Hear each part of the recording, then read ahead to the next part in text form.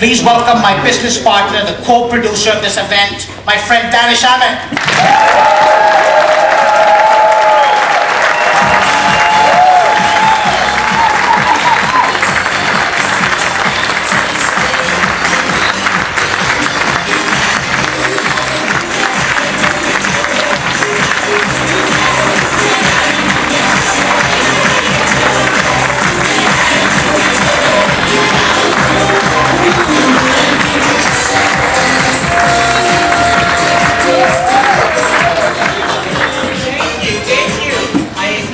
I so appreciate that.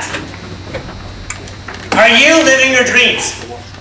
Are you living your dreams? Are you living your dreams? Then why are you here today?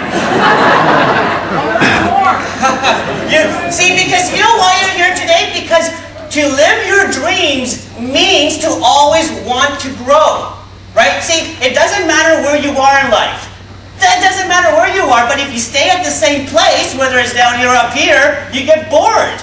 And you're not living the life of your dreams. But whether you're down here or whether you're up here, if you're striving for more, if you want to be more, if you want to wake up Sunday morning at 8 o'clock, then by that definition, you are living the life of your dreams. You guys are living the life of your dreams. Congratulations.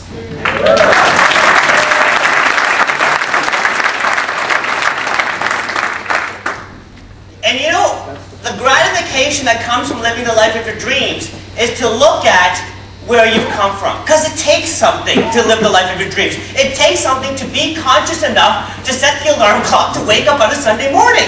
It takes something. And I know what it takes because I've been through a lot. So for those of people who don't know me, I want to share with you some of my story. The first thing you might notice about me is that I look different. I'm an albino, which makes my hair white, my skin white. I'm white all over. Don't have to go there. That also makes, there's no pigmentation in my eyes, which makes me blind, which means I can't see any of you. Now, anybody here who's blind, raise your hand. I won't be able to see anyways. But if you're going to make, funny faces or stick your tongue out, I won't notice that either. So, people say to me, you're so great at public speaking because you can't see any of your audience members. Well, that was such a challenge for me growing up because not only wasn't able to see, but I had no way of realizing that. I didn't know I was an albino, but both my parents are Indian. They're both very dark skinned. We grew up in poverty in a house that's smaller than the stage with no electricity and no running water. So the first priority of my parents was to make sure I get fed, not even to understand what albinism is. So in order to understand what albinism is, what happened was my dad borrowed enough money to fly to Canada because he couldn't afford to borrow enough money to fly all of us. He worked here for 4 years. I didn't see him. I was conceived when he came here. And so 4 years working 2 jobs, he finally saved enough money. I came here. I lived in Regent Park on welfare. And when I went to school, people called me Casper, and I was wondering, oh, that's interesting. And that's how I learned what it means to be an albino. I learned what it means to be an albino by getting physically abused at school, by having people call me names. And it wasn't fun. I couldn't read from the blackboard. I couldn't see people, smiling at me. That little thing of someone smiling at you, I realized how huge it is. When books like How to Win Friends and Influence People say, all you gotta do is smile, I say, well, that's great, but I don't receive it. And I had to be the type of person that generates that, says, I'm gonna smile at people because I know it works, even though I can't feel their smile back. And when I was going through life, when I was growing up, not only did I have those challenges, but I was getting sexually abused at home. By the time I was 14, I was on antidepressants, I was in psychiatry 3 times a week, attempted suicide, and my life was not the life of my dreams.